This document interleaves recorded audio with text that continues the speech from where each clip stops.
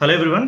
MHSRB ద్వారా pharmacist పోస్ట్కి release అయిన అప్లికేషన్లో అకాడమిక్ డీటెయిల్స్ ఏవి అప్లోడ్ చేయాలో ఈ వీడియోలో చెప్తాను.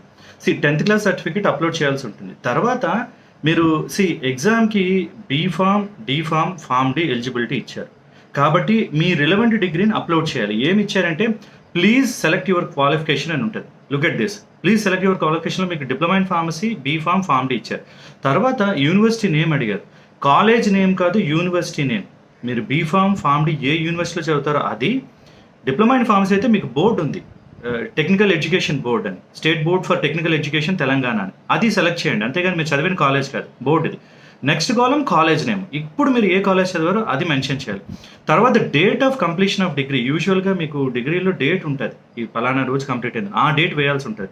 నా అప్లోడ్ మార్క్ షీట్ అని అన్నారు. ఇది కన్సోలిడేటెడ్ మార్క్స్ మేము 4 years B Pharm or 6 years Pharm D or diploma first year second year consolidate చేసిన మార్క్ షీట్ ఉంటుంది, అది ఇక్కడ అప్లోడ్ చేయాలి. And then upload degree certificate. చాలా మంది రిపీటెడ్గా అడుగుతుంది ప్రొవిజనల్ సరిపోతా, ఒరిజినల్ డిగ్రీ పెట్టాలని. Understand the rules.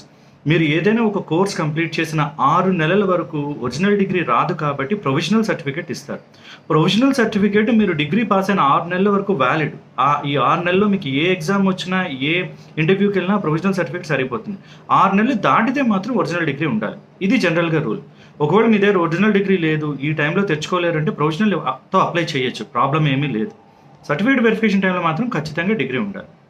రూల్ ఏంటంటే చెప్తున్నాను కదా, పాస్ అయిన 6 నెలల వరకు ప్రొవిజనల్ సరిపోతుంది, దాంతో అప్లై చేయొచ్చు. ఒరిజినల్ డిగ్రీ ఉంటే ఒరిజినల్ డిగ్రీ పెట్టండి, లేని పక్షంలో ప్రొవిజనల్తో కూడా అప్లై చేయండి. సర్టిఫికేట్ వెరిఫికేషన్ టైంలో మాత్రం ఒరిజినల్ సర్టిఫికేట్, అదే ఆ డిగ్రీ సర్టిఫికేట్ చూపించాలి.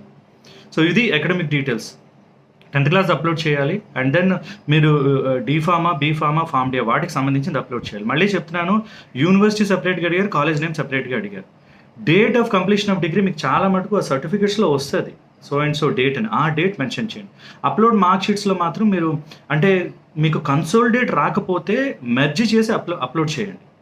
చాలా చోట్ల కన్సోలిడేట్ ఇస్తారు, బీఫామ్ కానీ ఫామ్ డి కానీ. డిప్లొమాది కన్సోలిడేట్ కానీ లేకపోతే మెర్జ్ చేసి అప్లోడ్ చేయండి.